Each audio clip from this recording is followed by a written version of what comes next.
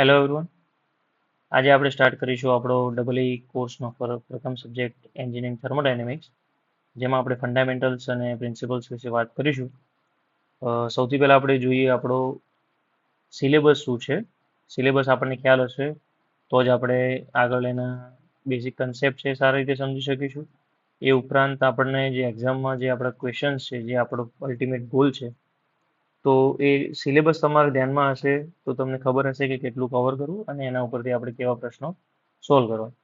તો without wasting એની time let us start.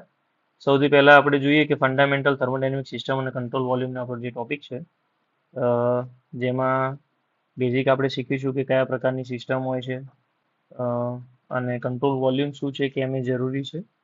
એ ઉપરાંત thermodynamic properties જે છે આપણને ખ્યાલ છે, જે થર્મોડાયનેમિક ગુણધર્મો આપણે કહીએ છીએ જેને. પ્રોસેસ અને સ્ટેટ એટલે પ્રોસેસ, પ્રક્રિયા અને અવસ્થા. થર્મોડાયનેમિક પ્રોસેસમાં કેમ પ્રોસેસ જે છે એટલી ઇમ્પોર્ટન્ટ છે. સ્ટેટ અને પ્રોસેસને શું સંબંધ છે એના વિશે આપણે જોઈશું. એ ઉપરાંત આપણે જોઈશું કે એક્ઝેક્ટ અને ઇનએક્ઝેક્ટ ડિફરન્શિયલ વર્ક, હીટ જે છે એનું રિલેશન શું છે, આપણે એને કેવી રીતે ડિરાવ કરી શકીએ છીએ. એ ઉપરાંત છે થર્મોડાયનેમિકમાં જે આપણને ખબર છે કે વર્ક જે છે, હીટ વર્ક એનું કન્વર્ઝન છે, જે આપણે કહીએ છીએ એને કેવી રીતે સમજીએ છીએ, બરાબર. એની ડેફિનેશન શું છે, ટેમ્પરેચરનું બેઝિસ શું છે, ટેમ્પરેચર મેઝરમેન્ટ કેવી રીતે થાય છે, જે આપણે તાપમાન કહીએ છીએ જેને.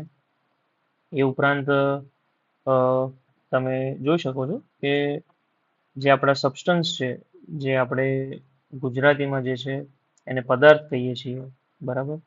તો એવા સબસ્ટન્સ, પ્યોર સબસ્ટન્સ છે કે અન્ય પ્રકારના આદર્શ સબસ્ટન્સ છે, શું છે, મિશ્રણ શું છે એના વિશે સમજીશું. એ ઉપરાંત આપણે જોઈશું કે ideal gas mixer, real gas mixer જે છે એનો શું ફરક છે અને કેમ રિયલ લાઈફ સિચ્યુએશનમાં બંને અલગ ડીલ કરવામાં આવે છે. એના વિવિધ સ્ટેટ વિશે આપણે સમજીશું. આપણે થર્મોડાયનેમિકના જે નિયમો છે, ફોર એક્ઝામ્પલ ઝીરોથ લો છે, બરાબર. જે ઝીરો આપણે ઝીરોથ નિયમ અથવા એને આપણે શૂન્ય ક્રમનો નિયમ કહીએ છીએ એ છે. એ ઉપરાંત ફર્સ્ટ લો છે. ફર્સ્ટ લો સાયક્લિક અને નોન સાયક્લિક પ્રોસેસ માટેનો. ટોટલ એનર્જી શું છે, જે આપણે ખ્યાલ છે આપણને કે કોઈ પણ પદાર્થ છે એ એની અંદર કંઈક ઉર્જા રહેલી હોય છે, એનર્જી રહેલી હોય છે. તો એ એનર્જી જે છે એના કયા કયા ફોર્મ છે, કયા કયા પ્રકાર છે એના, બરાબર. સાયક્લિક અને એની જે ઉર્જા છે એના આંતરિક ઉર્જા એન્થાલ્પીનો શું સંબંધ છે, કુલ ઉર્જા શું છે. સાયક્લિક નોન સાયક્લિક પ્રોસેસ માટે પ્રથમ નિયમ આપણે ભણીશું. બીજું છે સેકન્ડ લો. સેકન્ડ લોમાં આપણને ખ્યાલ છે કે ભાઈ હીટ એન્જિન અને એની વાત આપણે કરીએ છીએ હંમેશા. તો એમાં આપણે જોઈશું કે ડાયરેક્ટ અને રિવર્સ હીટ એન્જિન જે છે એની શું ડેફિનેશન છે, એના કયા ક્રાઇટેરિયા છે. એ ઉપરાંત આપણે થર્મલ એફિશિયન્સી જે છે એન્જિનની ડિરાઈવ કરતા જોઈશું. એ ઉપરાંત આપણે સીઓપી જે છે તો એને હીટ પંપ અને જે આપણે રેફ્રિજરેશન સિસ્ટમ છે એના માટે કેવી રીતે ડિરાઈવ થાય એ પણ જોઈશું. સેકન્ડ લો જે છે એનું કેલ્વિન પ્લાન્કનું ક્લોસિયસનું સ્ટેટમેન્ટ જે છે એ જોઈશું આપણે, બરાબર. એના ઉપરાંત પ્રક્રિયાઓ જે છે, રિવર્સિબલ પ્રોસેસ ક્યારે થાય, કેમ બધી પ્રોસેસ રિવર્સિબલ હોય છે. એ ઉપરાંત ઇન્ટરનલ અને એક્સટર્નલ ઇરિવર્સિબિલિટી, કેમ પ્રોસેસ જે છે એ રિવર્સ જે છે એ રિયલ લાઈફમાં નથી થતી, થિયરિટિકલ પોસિબલ છે. તો એનું આપણે બ્રીફમાં જોઈશું અને એના રિલેટેડ પ્રશ્નો જે છે કેવી રીતે સોલ્વ કરવા એના વિશે ડીલ કરીશું. ક્લોસિયસ ઇનઇક્વાલિટી જે છે, ડેફિનેશન ઓફ એન્ટ્રોપી જે છે એ ખૂબ અગત્યનો ભાગ છે કોઈ પણ થર્મોડાયનેમિક પ્રોસેસ માટે અને એને સમજવા માટે. તો એના વિશે આપણે બ્રીફમાં જોઈશું.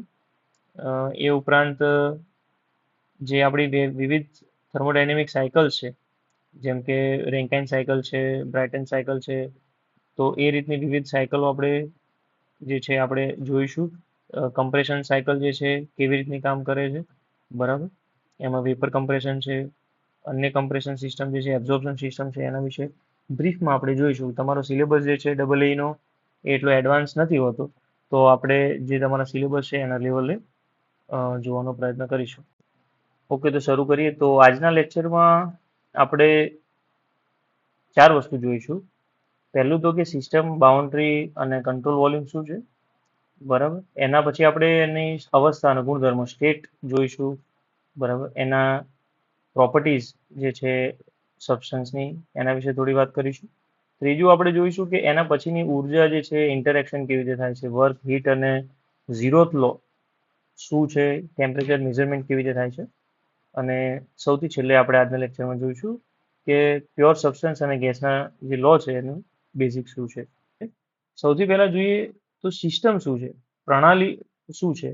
તો પ્રણાલી જે છે એક એવી વસ્તુ છે કે એક ચોક્કસ જે અભ્યાસ માટે પસંદ કરાયેલ દ્રવ્યો જે છે એનો જથ્થો અને એ જથ્થા માટેનો જે એનો વિસ્તાર છે એને આપણે પ્રણાલી કહીએ છીએ. જે આપણે સમજીએ છીએ કે જે પણ કોઈ પણ પદાર્થ હોય એની ક્વોન્ટિટી હોય અને ક્વોન્ટિટી જે છે એ એક રીજનની અંદર હોય તો એને આપણે પ્રણાલી કહીએ છીએ. હવે બંનેમાંથી એમ આપણે એવું ઇમેજિન કરીએ કે કોઈ એક વસ્તુ ના હોય તો સિસ્ટમ ન બની શકે. કેવી રીતે? ફોર એક્ઝામ્પલ, કોઈ એક સ્પેસ છે કે જેની અંદર there is only a space, કે આપણે જોઈએ કે આ વિસ્તાર જે છે એ પરિપૂર્ણ થાય છે એની ડેફિનેશન, પરંતુ એની અંદર વેક્યુમ છે, એની અંદર કોઈ માસ છે નહીં, તો એને સિસ્ટમ આપણે ના કહી શકીએ. કેમ? કારણ કે થર્મોડાયનેમિક પ્રોસેસ થવા માટે દેર શુડ બી સમ માસ, ત્યાં કોઈ પ્રકારના દ્રવ્ય જે છે હાજર હોવો જોઈએ, એનું માસ હોવું જોઈએ. એનાથી વિપરીત આપણે જોઈએ બીજી કન્ડિશન કે ધારો કે આપણી પાસે માસ અવેલેબલ છે, આપણી પાસે લેટ સે આપણી પાસે માસ અવેલેબલ છે, પરંતુ એને કોઈ ડિફાઇન્ડ બાઉન્ડ્રી નથી, ઇન્ફાઇનાઇટ વસ્તુ છે, તો ફરી એ કેસમાં આપણે કહી શકીશું કે એની થર્મોડાયનેમિક પ્રોપર્ટી મેજર કરવા માટે આપણી પાસે ડિફાઇનાઇટ સ્પેસ નહીં હોય તો આપણે એને પ્રણાલી કહી શકીશું નહીં. તો આપણે જોઈ શકીએ કે બે વસ્તુ આમાં મેટર કરે છે, એક છે ક્વોન્ટિટી અને બીજી છે એના માટેની સ્પેસ. ત્યાર પછી બાઉન્ડ્રી આવે છે. બાઉન્ડ્રી શું કરે છે? બાઉન્ડ્રી જે છે ઇમેજનરી હોઈ શકે છે, કેટલાક કેસમાં ફિઝિકલ પણ હોઈ શકે છે, ડિપેન્ડ કરે છે. પરંતુ અલ્ટિમેટલી એનું કામ શું છે? તો જે આપણી સિસ્ટમ છે અને આપણા સરાઉન્ડિંગ જે છે એ બંનેને અલગ જે કરે એને આપણે બાઉન્ડ્રી કહીએ છીએ, બરાબર. જે સરાઉન્ડિંગ જે છે એ એના સિવાયનો જે પણ ભાગ છે એને સરાઉન્ડિંગ કહેવાય. અલ્ટિમેટલી આનાથી આપણે શું સમજવાનું કે કોઈ પણ પ્રોસેસ થવા માટે દેર શુડ બી સિસ્ટમ, એક સિસ્ટમ હોવી જોઈએ આપણી પાસે, અને એક એની આજુબાજુ સિસ્ટમ સિવાયની જે વસ્તુ છે એ સરાઉન્ડિંગ થઈ જાય, અને બંનેને અલગ કરતી કોઈક આપણી પાસે બાઉન્ડ્રી હશે. તો બેઝિક વસ્તુ આ છે. હજુ ડિટેલમાં આપણે એને સમજીએ કેવી રીતે સિસ્ટમ હોય. જે આપણે એબ્સ્ટ્રેક્ટ જે આપણે છે એનો અહીંથી આપણે એનો જે આઈડિયા મેળવ્યો, પરંતુ ટેકનિકલ ટર્મમાં શું કહેવાય? તો સિસ્ટમ જે છે એ 3 પ્રકારની હોય. કોઈ પણ સિસ્ટમ જે છે 3 પ્રકારની હોય છે. સૌ પ્રથમ હોય છે ક્લોઝ સિસ્ટમ, બરાબર. એને આપણે બંધ પ્રણાલી કહીએ છીએ જે આપણા ગુજરાતી ભાષામાં.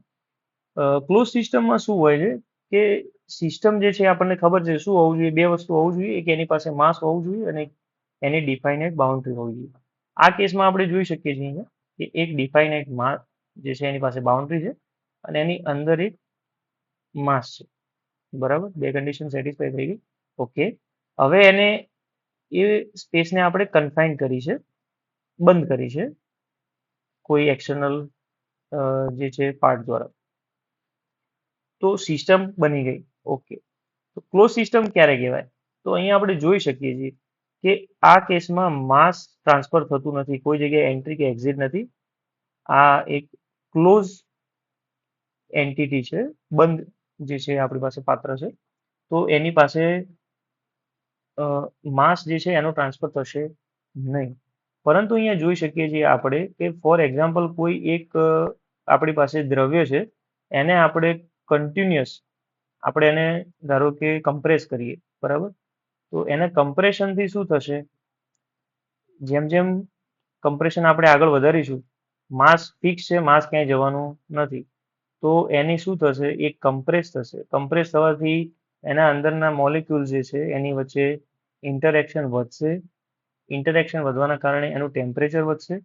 તો અહીંયા આપણે જોઈ શકીએ છીએ કે આ માસ જે છે એ એની અંદરની જે એનર્જીનો જે એક્સચેન્જ થયું છે, જે ચેન્જ થયો છે, રેટ ઓફ, જે આપણે કહી શકીએ છીએ કે એનર્જી જે એની પોઝેસ થઈ છે એ સરાઉન્ડિંગ સાથે ઇન્ટરેક્ટ કરશે અને સરાઉન્ડિંગને જે છે એ એની સાથે એક્સચેન્જ કરશે, જેનાથી એ સ્ટેટસ કો પામવાનો પ્રયત્ન કરશે, એની નોર્મલ સ્થિતિમાં જવાનો પ્રયત્ન કરશે.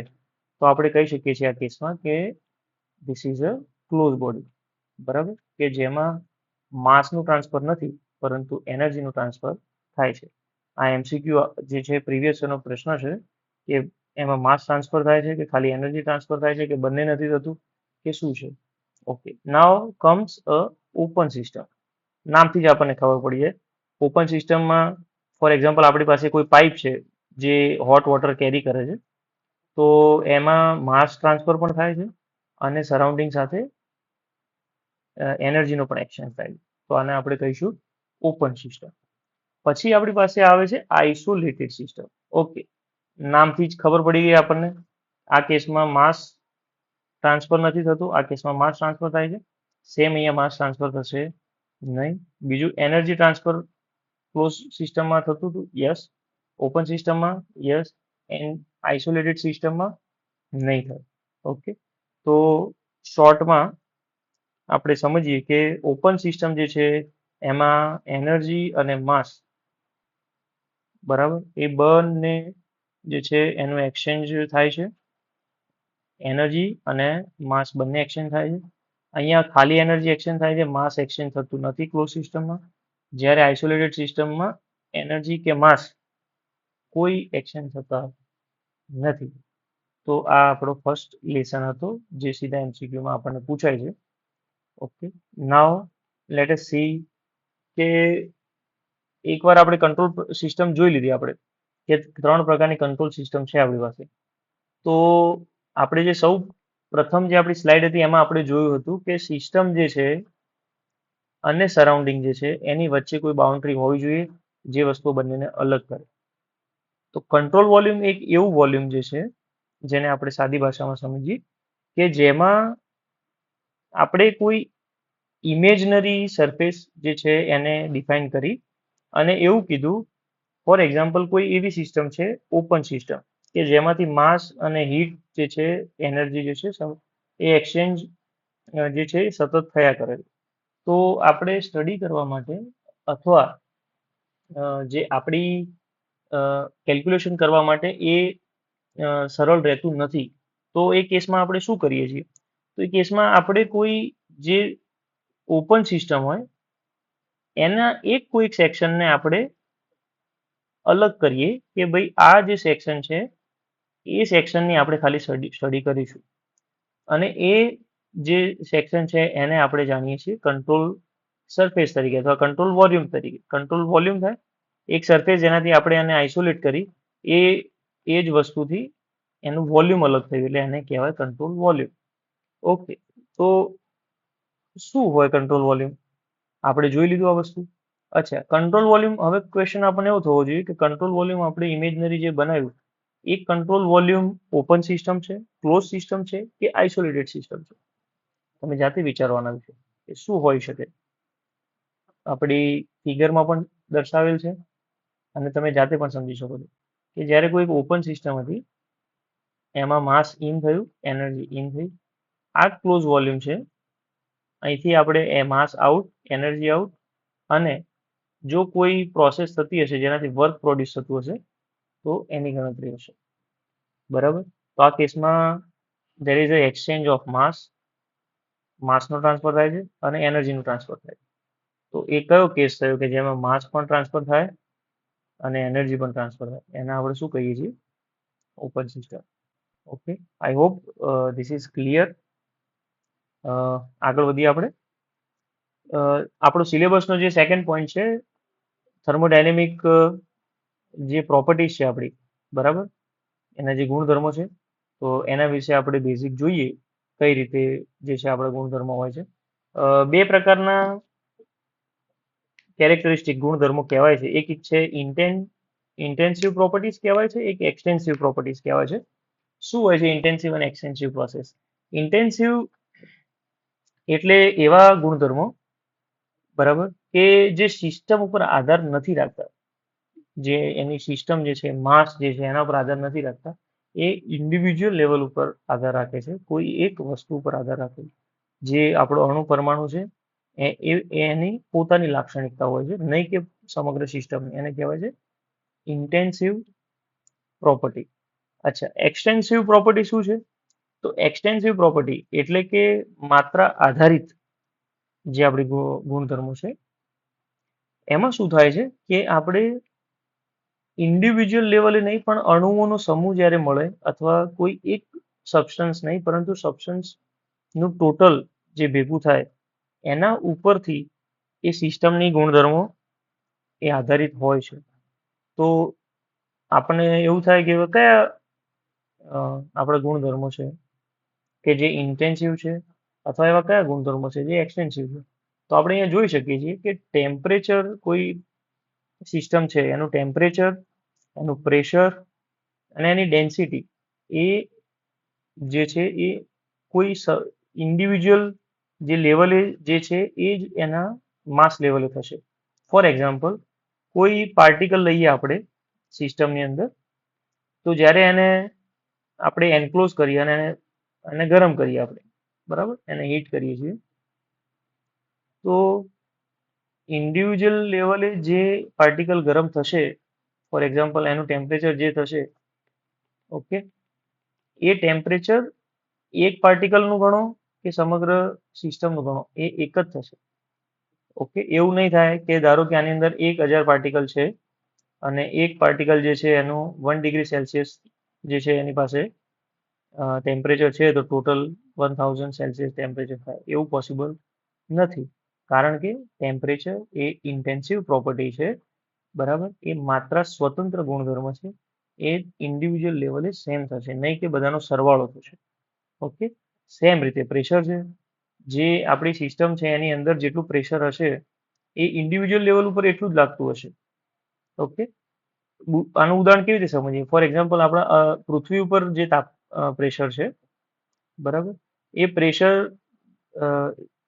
એ દરેક લેવલે આપણે જોઈએ, દરેક લેવલે પ્રેશર જે છે એ સિમિલર લાગશે. તમે તમારા ત્યાં લાઇબ્રેરી કે ઘરે કે સ્ટડી કરો છો, ત્યાં પણ જે નોર્મલ આપણું એક બાર પ્રેશર છે એ છે.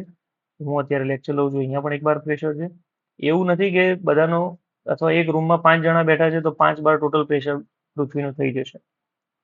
પ્રેશર જે છે ઇન્ડિવિજ્યુઅલ પ્રોપર્ટી છે, ઇન્ટેન્સિવ પ્રોપર્ટી છે, માત્રા જે છે એનાથી સ્વતંત્ર છે, એટલે એ ઇન્ડિવિજ્યુઅલ લેવલે જે હશે એ જ લેવલે માસ નહીં હશે, નહીં કે એના સરવાળા બરાબર. આઈ હોપ કે આ ક્લિયર થાય છે. છેલ્લું એક ઉદાહરણ છે ડેન્સિટીનું. અચ્છા, ડેન્સિટી કેમ અને કેવી રીતે? તો ડેન્સિટીમાં આપણને ખ્યાલ છે કે પાણી જે છે એની પોતાની કંઈક ડેન્સિટી હશે. ઓકે, વોટર જે છે આપણે એનું ડેન્સિટી હશે. કોઈ આપણે ઓઇલ લઈ લઈએ, પેટ્રોલિયમ ઓઇલ અથવા કોઈ તેલ છે, એની પોતાની ડેન્સિટી હશે. ઓકે, તો એવું નથી કે વોટર જે છે તમે એને 1000 લીટર લેશો તો એની ડેન્સિટી એક્સ અમાઉન્ટ હશે, એને તમે 1 મિલિયન લીટર લેશો તો એની ડેન્સિટી વાય હશે, નહીં હોય, એ સેમ જ હશે. સેમ રીતે કોઈ ઓઇલ છે કે કોઈ બીજા પદાર્થ છે, તો એનું જે ઇન્ડિવિજ્યુઅલ લેવલે એની ડેન્સિટી છે એ જ ડેન્સિટી એના એક્સ અમાઉન્ટ જે એનું માસ લઈએ તો પણ એ જ રહેશે. એનાથી આપણે કહી શકીએ કે આ બધી જે પ્રોપર્ટીઝ છે એ ઇન્ડિવિજ્યુઅલ લેવલે હોય છે, નહીં કે માસ લેવલે, બરાબર, જે એના માસ ઉપર આધાર રાખતા નથી. ઓકે, નેક્સ્ટ શું છે એનાથી વિપરીત? Extensive property. બરાબર, લેટ મી ક્લિયર ધીસ તો તમને વાંચવામાં મજા આવે. તો એક્સટેન્સિવ પ્રોપર્ટીમાં આપણે જોયું કે એ શું કરે છે, સાઇઝ જે છે સિસ્ટમની એના ઉપર ડિપેન્ડ કરે છે. તો સિસ્ટમની સાઇઝ ઉપર કોણ ડિપેન્ડ કરે? સૌ પ્રથમ તો માસ ઇટસેલ્ફ. કેમ? કારણ કે ધારો કે કોઈ એક પાત્ર છે એની અંદર 5 લીટર પાણી લીધું આપણે, 5 લીટર ઓઇલ લીધું, બરાબર, તો ટોટલ સિસ્ટમનું માસ કેટલું થઈ ગયું? 10 લીટર. તો આનાથી આપણે શું કહી શકીએ કે ટોટલ માસ એ જે સાઇઝ જે છે સિસ્ટમ એના ઉપર ડિપેન્ડન્ટ છે. સેમ રીતે ટોટલ વોલ્યુમ, તમે એક્સ અમાઉન્ટ ઓફ ગેસ જે છે એને એક પાત્રમાં ભરો છો, બરાબર. હવે ગેસ જે છે એ તમે વાય અમાઉન્ટ ઓફ ગેસ બીજો કોઈ ભરો અને ટોટલ જે છે એક્સ પ્લસ વાય એનું વોલ્યુમ થઈ જશે. એ જ રીતે હોય છે એની ટોટલ એનર્જી. આપણને ખ્યાલ છે ટોટલ એનર્જી કોના ઉપર ડિપેન્ડ કરે છે? માસ ઉપર અને એના ટેમ્પરેચર ઉપર. ઓકે, તો જેટલું એ માસના પ્રપોર્શનમાં હશે એટલું જે વસ્તુ આગળ વધશે. ઓકે, એના ઉપરથી એક પ્રીવિયસ યર પ્રશ્ન હંમેશા પૂછાય છે. કોઈ પણ ક્વોન્ટિટી જે છે, બરાબર, એનું આપણે સ્પેસિફિક પ્રોપર્ટી લઈ લઈએ તો એ સ્પેસિફિક પ્રોપર્ટી જે છે એ એક્સટેન્સિવ પ્રોપર્ટી હોય તો પણ એના ડિવાઈડ બાય આપણે સ્પેસિફિક એનું માસ કરી દઈએ તો માસ વડે ડિવાઈડ થશે, માસ કેન્સલ આઉટ થઈ જશે, તો એ ઇન્ટેન્સિવ પ્રોપર્ટી બની જશે. ઓકે, જેમ કે વોલ્યુમ આપણને ખબર છે કે ટોટલ સમેશન થશે, બરાબર. જેમ આપણે જોયું હતું કે 5 લિટર વોટર છે ને 5 લિટર ઓઇલ છે, તો વોલ્યુમ એનું એડ થઈ ગયું, જે રીતે એનું માસ એડ થયું ગયું. સ્પેસિફિક વોલ્યુમ જે છે એનાથી ઇન્ટેન્સિવ બની જશે, કારણ કે માસ કેન્સલ આઉટ થઈ જશે અને પ્રોપર્ટી જે છે એ થઈ જશે. આનાથી આપણે શું સમજવાનું? આપણા પેપરમાં જ્યારે એમસીક્યુ આવે ઇન્ટેન્સિવ પ્રોપર્ટી અને એક્સટેન્સિવ પ્રોપર્ટીનો, તો એમાં જો સ્પેસિફિક વોલ્યુમ વાળું કોઈ ઓપ્શન હોય તો આપણને સીધા જ અંદાજો આવી જાય કે એ ઇન્ટેન્સિવ પ્રોપર્ટીનું ઉદાહરણ છે. ઓકે, તો સૌપ્રથમ આપણે બેઝિક જોઈએ કે સ્ટેટ શું છે. સ્ટેટ એટલે એવી પ્રણાલી અથવા સિસ્ટમની એવી અવસ્થા કે જ્યાં એના પર્ટિક્યુલર કોઈ ગુણધર્મો છે, એનો કોઈ પ્રેશર છે, એનો કોઈ વોલ્યુમ છે, જે ડિસ્ટિંક્ટિવ છે. એનાથી શું સમજી શકીએ આપણે? ધારો કે કોઈ પણ અવસ્થા જે છે, કોઈ પણ સિસ્ટમ છે, એમાં તમને એવું કહી દે કે P1 અને V1 બે એના પેરામીટર છે, બે એના ગુણધર્મો છે. તો તમે કોઈ એક ચાર્ટ લો, થર્મોડાયનેમિક સિસ્ટમનો એક સારી બાબત એવી છે કે મેથેમેટિકલી તમે કોઈ બે પેરામીટર એને આપી દો તો એને પ્લોટ આપણે કરી શકીએ અને એ પ્લોટિંગથી આપણને જે પોઝિશન મળે એ યુનિક હોય છે. એ પ્રેશર અને વોલ્યુમ ઉપર એ જે સિસ્ટમ છે એ જ સ્ટેટમાં હશે, એ જ અવસ્થામાં હશે, બરાબર. ઓકે, એવી બે અવસ્થાઓ ભેગી થાય, બરાબર, અને જે સિસ્ટમ છે એ કોઈ એક પાથ જે છે એમાંથી પસાર થાય અથવા એ કોઈ પ્રોસેસમાંથી પસાર થાય તો એને આપણે પ્રક્રિયા કહીએ છીએ, એને પ્રોસેસ કહીએ છીએ. એનો મતલબ કે જ્યારે સિસ્ટમ કોઈ એક સ્ટેટમાંથી બીજા સ્ટેટમાં જાય એના માટે કંઈક એક્સટર્નલ આપણે કરવું પડે, એ વસ્તુ જે છે એને આપણે પ્રોસેસ કહીએ છીએ. અહીંયા આપણે એ નોટ કરવું જરૂરી છે કે જ્યારે ઇન્ડિવિજ્યુઅલ સ્ટેટ જે છે કોઈ પણ પ્રોસેસના એ ત્યારે જ સ્ટેબલ છે કે જ્યારે એ ઇક્વિલિબ્રિયમમાં હોય. તમે આ શબ્દ ખૂબ સાંભળ્યો છે, ઇક્વિલિબ્રિયમ. કેમ જરૂરી છે ઇક્વિલિબ્રિયમ? જ્યારે કોઈ થર્મોડાયનેમિક પ્રોસેસ એક સ્ટેટમાંથી બીજા સ્ટેટમાં જાય ત્યારે જો ઇક્વિલિબ્રિયમ સ્ટેટ હશે તો જ એ સિસ્ટમ જે આપણી પ્રક્રિયા છે એ પ્રોપર થશે. જો ઇક્વિલિબ્રિયમમાં નહીં હોય તો એ સ્ટેટ તરત ચેન્જ થઈ અને અનધર સ્ટેટ ફોલો કરશે જે ઇક્વિલિબ્રિયમ હશે. તો હંમેશા કોઈ પણ સિસ્ટમ ઇક્વિલિબ્રિયમ જે છે ત્યાં પહોંચવા માટેનો પ્રયત્ન કરશે, નેચરનો લો છે, બરાબર. બીજી વસ્તુ છે કે એક સ્ટેટમાંથી બીજા સ્ટેટમાં પાસ થવા માટે અથવા પહોંચવા માટે પ્રોસેસ થાય છે, બરાબર. પણ શું એવું આપણને ખ્યાલ છે કે એ કયા પાથથી જશે? શું આ પાથથી ના જઈ શકે? શું આ પાથથી ના જઈ શકે? બરાબર. તો મલ્ટિપલ એની પોસિબિલિટીઝ છે. ફોર એક્ઝામ્પલ, તમારે ઘરેથી કોલેજ જવું છે અથવા ઘરેથી જોબ ઉપર જવું છે તો તમે કોઈ એક રૂટ લઈ શકો છો એક્સ, એવું બની શકે તમારે કોઈ એક બીજો રૂટ લેવો પડે વાય, કોઈ ત્રીજો રૂટ લેવો પડે ઝેડ. ઓકે, તો બે સ્ટેટ છે, બરાબર, બે અવસ્થા આપણને ખબર છે, એના માટેની પ્રોસેસ પણ આપણને ખબર પડી કે આ પ્રક્રિયા છે, બરાબર. આ વસ્તુ કરવાથી આપણને રિઝલ્ટ મળશે, અહીંથી અહીંયા નીકળવાથી અહીંયા પહોંચાશે, પણ એના એકથી વધારે પાથ પણ હોઈ શકે.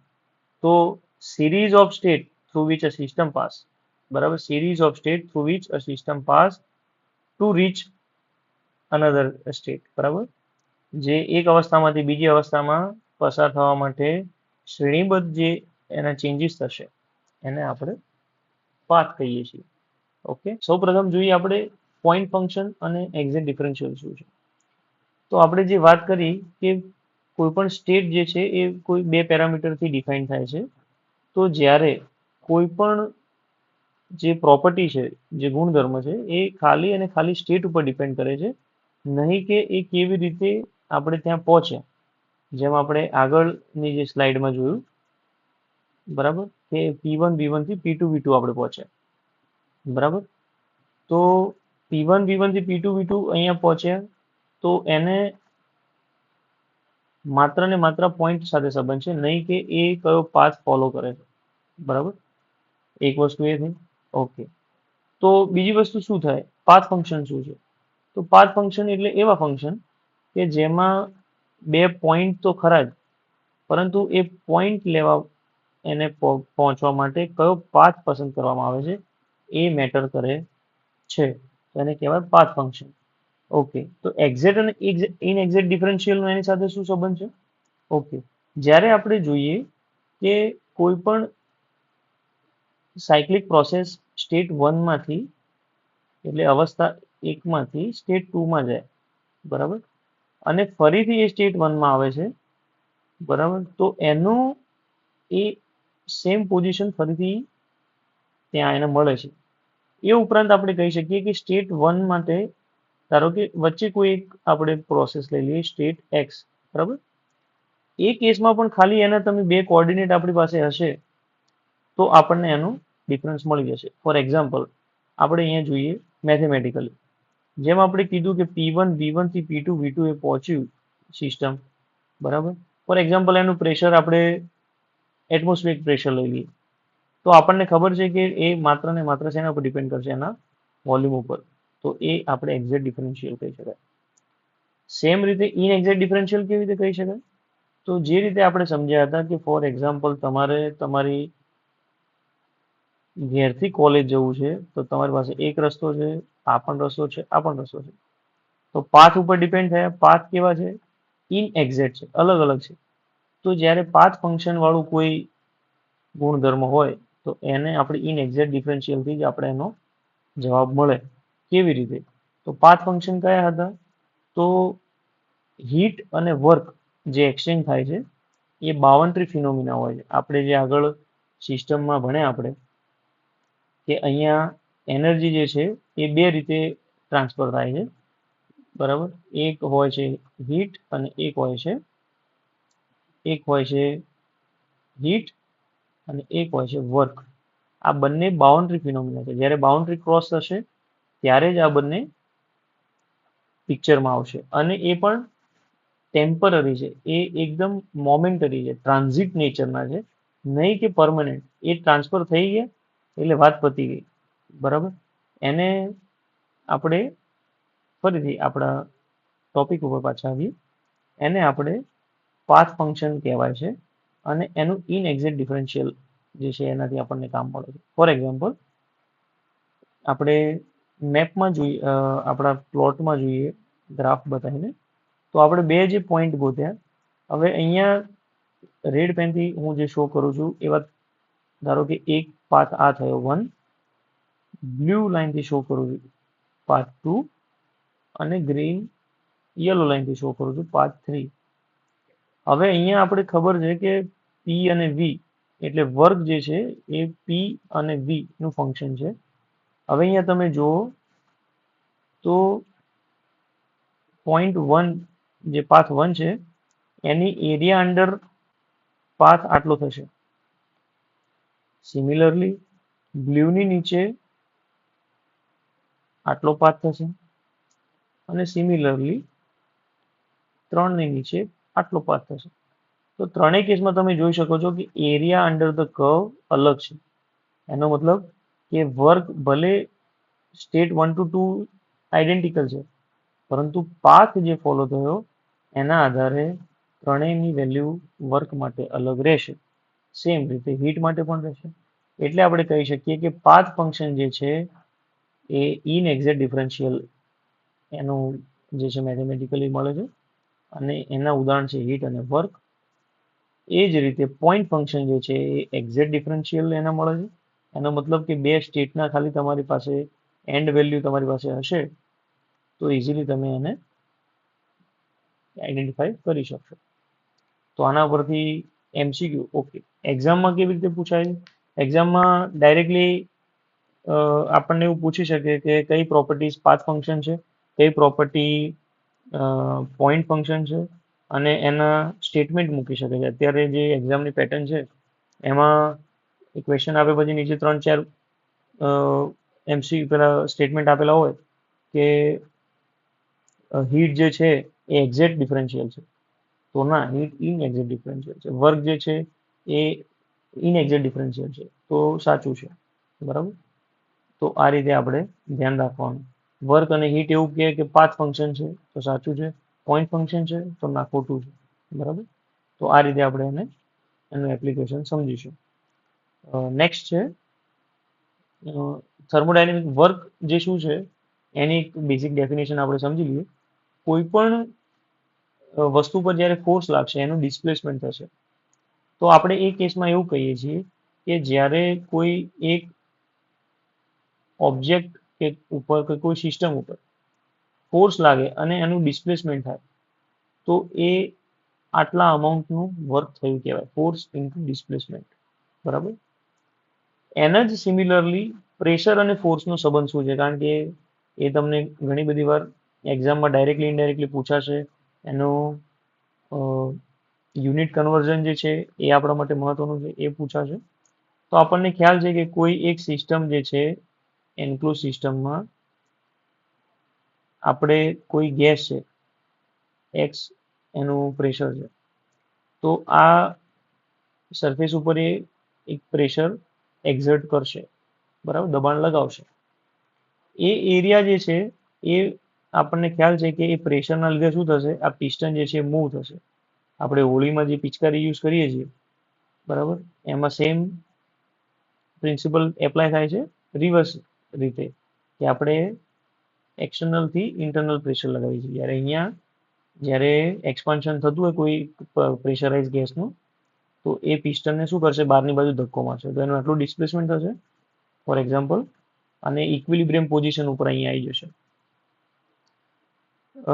આના ઉપરથી ઇક્વિલિબ્રિયમનું એક તમને હું બેઝિક આઈડિયા આપી દઉં. ઇક્વિલિબ્રિયમ જે છે એ 3 પ્રકારના હોય છે: મિકેનિકલ ઇક્વિલિબ્રિયમ, કેમિકલ ઇક્વિલિબ્રિયમ, બરાબર, અને થર્મલ ઇક્વિલિબ્રિયમ. મિકેનિકલમાં ફોર્સિસ જે છે બધા એના બળો જે છે એ બેલેન્સ થઈ જાય તો મિકેનિકલ ઇક્વિલિબ્રિયમ થઈ જાય. કેમિકલમાં કોઈ ફેઝ ચેન્જ ના થતો હોય, બરાબર, તો એક કેમિકલ કોમ્પોઝિશનમાંથી બીજામાં ચેન્જ ના થતું હોય તો એને કેમિકલ ઇક્વિલિબ્રિયમ કહેવાય. અને થર્મલમાં તો બધાને ખ્યાલ છે કે ટેમ્પરેચરના ઇક્વિલિબ્રિયમમાં હશે તો એ સિસ્ટમ એ કેસમાં એ કહેવાશે. નાવ પ્રેશર ઉપર પાછા આવીએ આપણે. તો પ્રેશર અહીંયા પણ ડિસ્પ્લેસમેન્ટ થયું, બરાબર, તો એનો મતલબ કે સિસ્ટમમાંથી કંઈક ફોર્સ લાગ્યો હશે, તો પ્રેશર કેટલું થયું કહેવાય, તો ફોર્સ ડિવાઈડ બાય એનો એક્ઝર્ટેડ એરિયા. બરાબર. તો આ કેસમાં આપણે ફોર્સની વેલ્યુ થાય P ઇન્ટુ A, બરાબર. તો એ આપણે અહીંયા એપ્લાય કર્યું. વર્કના કેસમાં ફોર્સ કેટલો થયો, પ્રેશર ઇન્ટુ એરિયા, પ્રેશર ગુણ્યા એનો જે એરિયા છે એ. હવે આપણને ખ્યાલ છે કોઈ એરિયા છે, આ ધારો કે કોઈ ડિસ્ક છે, આપણે એને આ રીતે ઊભી રાખી છે અને એનું ડિસ્પ્લેસમેન્ટ થયું dx અમાઉન્ટનું. તો 3D માં આપણે જોઈએ તો આ એક વોલ્યુમ બની ગયું. કેટલું, A ઇન્ટુ dx, આ એનું વોલ્યુમ થઈ ગયું. તો A ઇન્ટુ dx એનું વોલ્યુમ થઈ ગયું. તો આપણે એવું કહી શકીએ કે this is pressure into dv. તો dv એટલે કે ડેલ્ટા વી. અચ્છા, આ કેસમાં આપણે ધ્યાન રાખીશું, આગલી સ્લાઇડમાંથી ફરીથી તમને નાનકડું વસ્તુ સમજાવી દઉં કે જ્યારે એક્ઝેક્ટ ડિફરન્શિયલ હોય ત્યારે આપણે એને dv કહીએ છીએ, જ્યારે ઇનએક્ઝેક્ટ ડિફરન્શિયલ હોય ત્યારે એને ડેલ્ટા ડબલ્યુ કે ડેલ્ટા ક્યુ વડે દર્શાવી છે. અહીંયા ક્યુ કે ડબલ્યુ કોઈ પણ હોઈ શકે, ડેલ્ટા મહત્વનું છે અને ડી મહત્વનું. એક્ઝેક્ટ ડિફરન્શિયલમાં આપણે ડી લખીએ છીએ, ઇન એક્ઝેક્ટ ડિફરન્શિયલમાં આપણે ડેલ્ટા લખીએ છીએ. બરાબર, આ મેથેમેટિકલી આપણે એક એન્જિનિયર તરીકે આપણને ખ્યાલ હોવો જોઈએ. તો એક્ઝેક્ટ ડિફરન્શિયલ મળી ગયું આપણને, તો આ શું થઈ ગયું? પોઈન્ટ ફંક્શન થઈ ગયું. બરાબર, એક રિમાઇન્ડર તરીકે. અને આ છે ઇનએક્ઝેક્ટ ડિફરન્શિયલ. તો આપણે આ બંનેનો સંબંધ લાયા કે ઇનએક્ઝેક્ટમાંથી એક્ઝેક્ટ કેવી રીતે આપણને મળે. બહુ વધારે આનો જે છે લોડ લેવાની જરૂર નથી. એમસીક્યુ માટે એટલું ઇમ્પોર્ટન્ટ નથી, પણ એક કન્સેપ્ટ તરીકે તમારા માટે સમજવું જરૂરી હતું કે આપણે કેવી રીતે વર્કને જે છે આપણે ડિફાઇન કરીએ છીએ. તો આ આપણું સૂત્ર છે, પી ઇન્ટુ ડીવી. વર્ક જે છે હંમેશા પ્રેશર અને વોલ્યુમનો ડિફરન્સ જે છે એનાથી આપણે શોધીએ છીએ. બરાબર, એનાથી આપણને ખ્યાલ છે કે ધારો કે ટેમ્પરેચર ડિફરન્સ થતું હોય તો વર્કને આપણે પ્રેશરથી કેવી રીતે કરીએ. ફોર એક્ઝામ્પલ, અહીંયા હીટ આપણે એપ્લાય કરતા હોઈએ, બરાબર, તો આપણે પ્રેશરથી અને એના વોલ્યુમના ચેન્જથી જ આપણે જે છે એની ટોટલ વેલ્યુ ફાઇન્ડ કરી શકીએ. બરાબર, નેક્સ્ટ છે આપણે સમજ્યા વર્ક. હવે આપણે જોઈએ ઝીરોથ લો જે છે એનું બેઝિસ શું છે. બરાબર, થર્મલ ઇક્વિલિબ્રિયમ આપણે મેં તમને પહેલા કીધું 3 ટાઈપના છે, એમાંનો ત્રીજો ટાઈપ મિકેનિકલ ઇક્વિલિબ્રિયમ હોય તો એમાં ફોર્સિસ જે છે ડેલ્ટા એફ 0 હોય. બરાબર, કેમિકલ ઇક્વિલિબ્રિયમ જે છે એમાં ફેઝ ચેન્જ 0 હોય. જ્યારે થર્મલ ઇક્વિલિબ્રિયમ જે છે એમાં ટેમ્પરેચરનો ચેન્જ 0 હોય. ઝીરોથ લો કેમ કહેવાય છે? કારણ કે આપણે પહેલા બીજા લો ડિફાઇન કર્યા અને પછી ખબર પડી કે ટેમ્પરેચર જે માપવા માટેનો બેઝ જે છે એ લો જ આપણી પાસે નથી, એટલે જે બન્યો એ સમયનો ઝીરોથ લો નામ આપ્યું.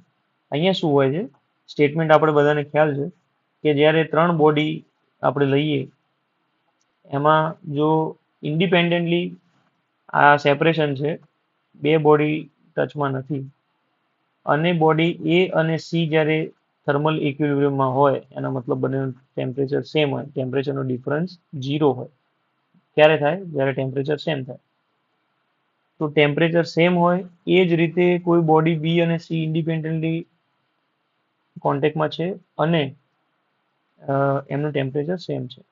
Again thermal equilibrium.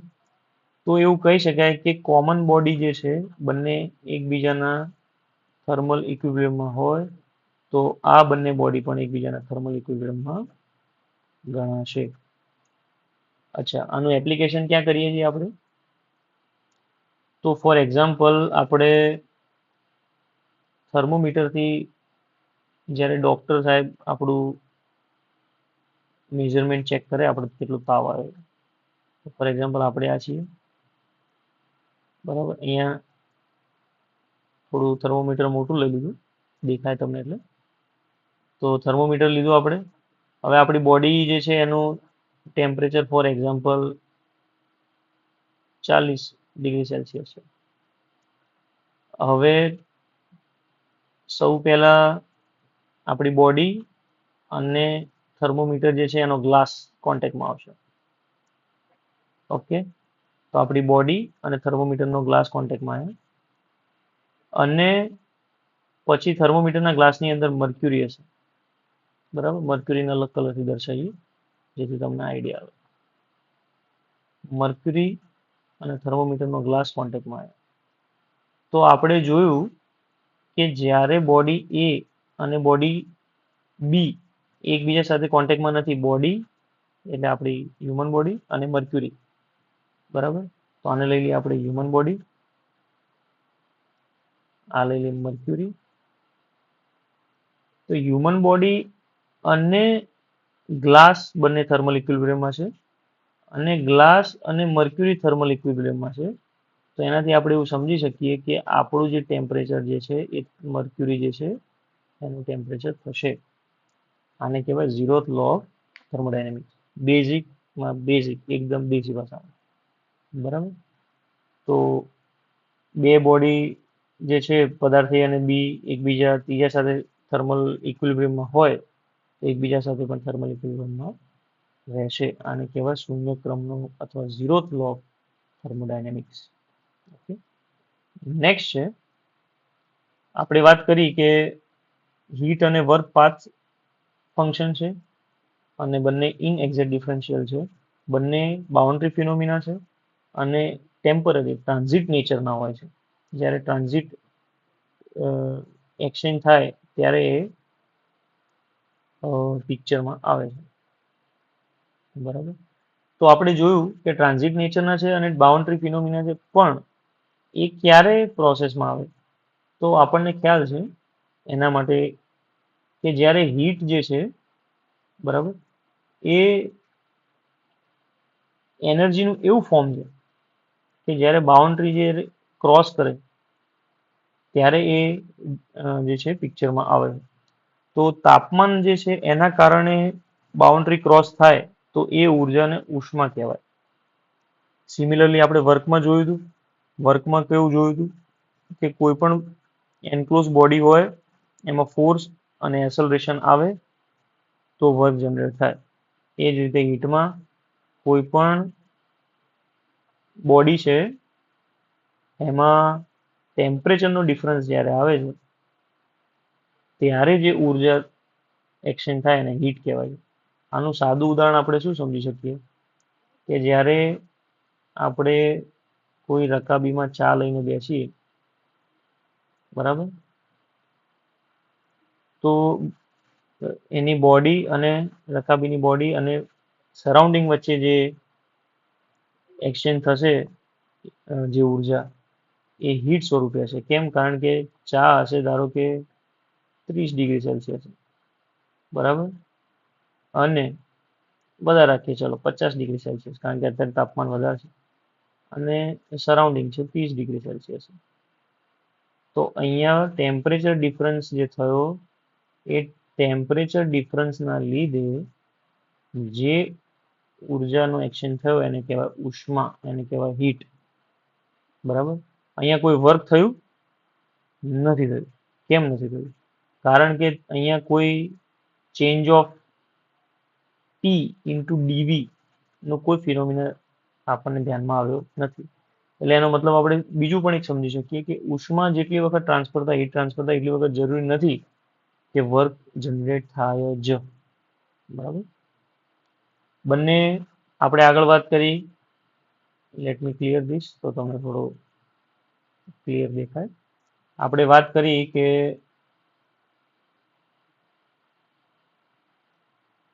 વર્ક અને હીટ બંને પાથ ફંક્શન છે, તો બંનેમાં સિમિલારિટી અને ડિસિમિલારિટીઝ પણ કંઈક હોવી જોઈએ. તો આપણે જોઈએ સિમિલારિટી શું છે.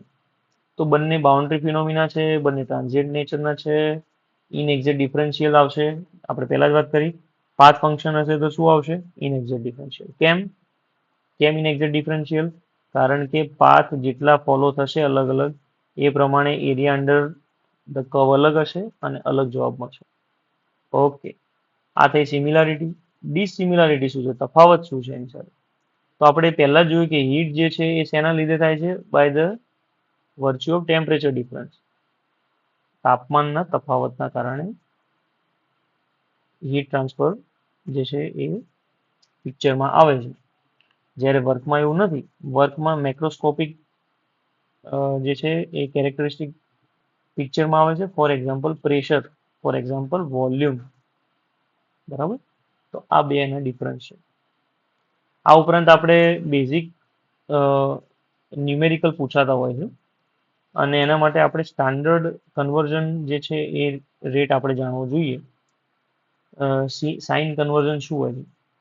તો આપણે જોયું ચાની રકાબીમાં કે હીટ જે છે, બરાબર, એની અંદર છે. બરાબર, તો જ્યારે આપણે એને ગરમ કરીએ ત્યારે જ એની અંદર હીટ આવી હશે. તો હીટ જ્યારે કોઈ બી પ્રોસેસમાં જાય કોઈ પણ સિસ્ટમમાં તો એને આપણે પોઝિટિવ લઈએ. અને જનરલી આપણે આ થર્મોડાયનેમિક્સમાં જે ભણ્યા ને બધું શેના માટે ભણે કે આપણે એનાથી વર્ક પ્રોડ્યુસ કરી શકીએ, આપણે એનાથી આપણું કામ ઇઝી કરી શકીએ, આપણે અલગ અલગ એપ્લિકેશન એના બનાવી શકીએ. બરાબર, ફોર એક્ઝામ્પલ હીટ એન્જિન છે, બરાબર, અને બીજા બધા એના એપ્લિકેશન જે છે સ્ટીમ એન્જિન છે અને બધા. તો આપણો પ્રાઇમરી પર્પસ એવો હતો કે આપણે વર્ક ફાઇન્ડ કરીએ. તો વર્ક આપણે જનરેટ કરતા હોઈએ એટલે વર્કને આપણે પોઝિટિવ લઈએ. બરાબર, તો હીટ આપીશું તો વર્ક થશે. તો સાઇન કન્વર્ઝનમાં હંમેશા આપણે યાદ રાખીશું કે હીટ જે છે એ સિસ્ટમને સપ્લાય કરીએ ત્યારે પોઝિટિવ, અને વર્ક એમાંથી જનરેટ કરીએ તો એ પોઝિટિવ છે. આ બે યાદ રાખીશું તો બાકીના બંને આપણને બાય ડિફોલ્ટ યાદ રહી જશે. જેમાં હીટ જે રિલીઝ કરશે કોઈ સિસ્ટમ તો એને નેગેટિવ લઈશું, અને વર્ક જે છે એ સિસ્ટમ ઉપર કામ કરીશું આપણે. ફોર એક્ઝામ્પલ આપણે રેફ્રિજરેશન આવે છે, બરાબર, એસી આવે છે, એર કન્ડિશનિંગ, એમાં આપણે સિસ્ટમ ઉપર વર્ક કરીએ છીએ. આપણે ઇલેક્ટ્રિસિટી પ્રોડ્યુસ સપ્લાય કરી કમ્પ્રેસરમાં વર્ક આપીએ છીએ, એનાથી કુલિંગ થાય છે, એટલે એને વર્ક નેગેટિવ લઈશું. એન્જિનના કેસમાં એને પોઝિટિવ લઈશું. ઓકે, આઈ હોપ કે અત્યાર સુધી તમને ખ્યાલ આવે છે. ઓકે, આપણે જે પ્રોસેસ જોઈ સિંગલ સિસ્ટમ વાળી, એક સ્ટેપ એનાથી આગળ વધી અને સાયકલ આપણે એની થોડી કેરેક્ટરિસ્ટિક જોઈ લઈએ.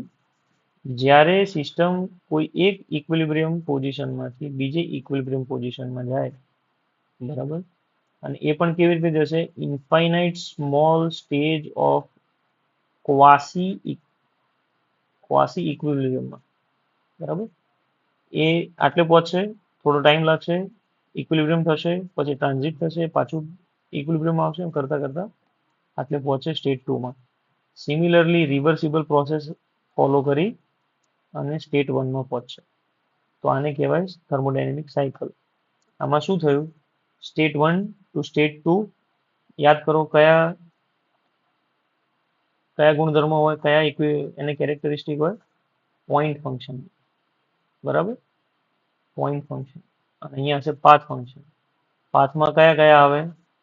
હીટ અને વર્ક, બરાબર. તો આ બંને પ્રોસેસ ફોલો કરી અને ઇક્વિલિબ્રિયમ થશે. હીટ અહીંયા રિલીઝ કરશે, વર્ક જે છે પ્રોડ્યુસ કરશે. સેમ વે કમ્પ્રેશન થાય છે, હીટ એની ઉપર આપણે આપીશું સિસ્ટમમાં, અને વર્ક જે છે એ કમ્પ્રેશનમાં થશે તો જ આગળ સ્ટેટ 1માં પહોંચશે. બરાબર, કારણ કે વોલ્યુમ વધારે છે, અહીંયા વોલ્યુમ ઓછું છે, પ્રેશર ઓછું છે, પ્રેશર વધારે છે. એટલે આ પ્રોસેસમાં આપણે પ્રેશર વધારવાનું છે. એ કમ્પ્રેશન થશે તો જ થશે, એ સિસ્ટમ ઉપર વર્ક કરીશું તો જ થશે. ઉદાહરણ મેં હમણાં તમે આપ્યું, રેફ્રિજરેશન અને એર કન્ડિશનિંગમાં જે કમ્પ્રેસર યુઝ થાય છે એમાં વર્ક આપણે આપીએ છીએ. કન્વર્ઝન રેટ આપણે જોઈએ તો કઈ રીતે થાય વિચારો. આપણે એવું કીધું કે સિસ્ટમમાં હીટ આપણે આપીએ ક્યુ, એને પોઝિટિવ લેવાની, વર્ક જનરેટ કરી અને પોઝિટિવ લેવાનું. સેમ વે વર્ક સિસ્ટમ ઉપર થશે તો એને શું લઈશું આપણે? નેગેટિવ લઈશું. હીટ સિસ્ટમમાં સપ્લાય કરીશું તો પોઝિટિવ લઈશું. હીટ એક્સચેન્જ થશે તો negative, work out positive, work on system negative, heat supply to system positive. Okay, I hope કે તમને આ બધું ખ્યાલ આવે છે. અને કમ્પ્લીટ સાયકલ કોઈ હોય તો એક્ઝેક્ટ ડિફરન્શિયલ વાળી કોઈ પ્રોપર્ટી હોય, exact differential in the sense કયા ફંક્શન? Point function. તો હંમેશા આપણને ખ્યાલ છે કે P1 V1 થી ફરીને P1 V1 આવો તો એનું ડિફરન્શિયલ શું થવાનું છે? 0 થવાનું. ઓકે, ચલો નેક્સ્ટ જોઈએ આપણે. સબસ્ટન્સ વિશે થોડું જોઈ લઈએ. જે આપણે સૌથી પહેલી આપણી સ્લાઇડ હતી, બરાબર. સિસ્ટમ વિશે આપણે જોયું, સ્ટેટ વિશે જોયું, ઇન્ટરેક્શન વિશે જોયું, અને હવે એક બ્રીફમાં જોઈ લઈએ કે સબસ્ટન્સ જે છે એ કેવી રીતે હોય છે, આપણે કેવી રીતે એને પ્રેક્ટિકલ જે કામમાં લઈએ છીએ. સૌથી પહેલા તો સબસ્ટન્સ એટલે પદાર્થ એટલે શું? તો પદાર્થ એટલે એવો સમૂહ, દ્રવ્યનો એવો સમૂહ કે જેનું રાસાયણિક બંધારણ છે હોમોજીનિયસ છે, એકદમ સમાન છે. કોઈ પણ એક પાત્રમાં કોઈ આપણે લઈએ દ્રવ્ય, તો એના દરેક પાર્ટનું કોમ્પોઝિશન કેમિકલી રાસાયણિક રીતે સેમ છે. ફોર એક્ઝામ્પલ પાણી લઈએ તો H2O, H2O, H2O. પાણી ચોખ્ખું હોવું જોઈએ, ડિસ્ટિલ વોટર, બરાબર, એને પ્યોર સબસ્ટન્સ કહેવાય. અચ્છા, આને હોમોજીનિયસ પણ કહેવાય, કારણ કે એમાં એક જ ફેઝમાં બધું છે, બરાબર. અહીંથી હું તમને બે વસ્તુ સમજાવું, પ્યોર સબસ્ટન્સ અને હેટ્રોજીનિયસ અને હોમોજીનિયસ સબસ્ટન્સ. પહેલી વસ્તુ ખબર પડી ગઈ કે કેમિકલ કોમ્પોઝિશન સેમ છે, એનો મતલબ એ પ્યોર સબસ્ટન્સ છે, બરાબર. એટલે પ્યોર માટે કેમિકલ કોમ્પોઝિશન, બરાબર, રાસાયણિક એનું સૂત્ર સેમ હોવું જોઈએ. હોમોજીનિયસ માટે એનો ફેઝ સેમ હોવો જોઈએ. એટલે આ પાણી લિક્વિડ હશે ને તો આને હોમોજીનિયસ કહેવાશે. સેમ વે આપણે જોઈએ કે ધારો કે કેમિકલ બીજું આવી ગયું તો પ્યોર સબસ્ટન્સ રહેશે નહીં. અચ્છા, ફેઝ ચેન્જ થશે તો હેટ્રોજીનિયસ ફંક્શન બનશે, પણ એનું કેમિકલ કોમ્પોઝિશન સેમ રહેશે. એનો મતલબ કે પાણી પ્રવાહી અને ઘન બરફ હોય તો પણ એને કેમિકલ કોમ્પોઝિશન સેમ રહેવાના કારણે એને આપણે શું કહીશું? પ્યોર સબસ્ટન્સ, બરાબર. પરંતુ એ કેવું થઈ જશે? હેટ્રોજીનિયસ મિક્સચર થઈ જશે. આઈ હોપ કે ધીસ ઇઝ ગેટિંગ ક્લિયર, કારણ કે આના ઉપર MCQ આવવાની સંભાવના રહેલી છે. ઓકે, નેક્સ્ટ ઇઝ, પેલા ક્લિયર કરી લઈએ.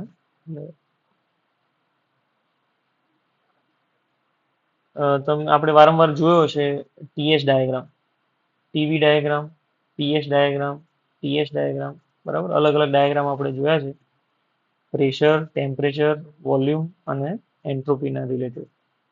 તો અહીંયા આપણે જે જોઈએ છીએ એ આઇસોથર્મ છે. એક પ્રેશર ઉપર ટેમ્પરેચર, વોલ્યુમ અને પ્રેશરના આધારે અલગ અલગ ફેઝ બતાવે છે, બરાબર. આ એકચ્યુઅલમાં 3D ડાયાગ્રામ હોય છે, પરંતુ આપણે એને 2D કરીને સમજીએ છીએ.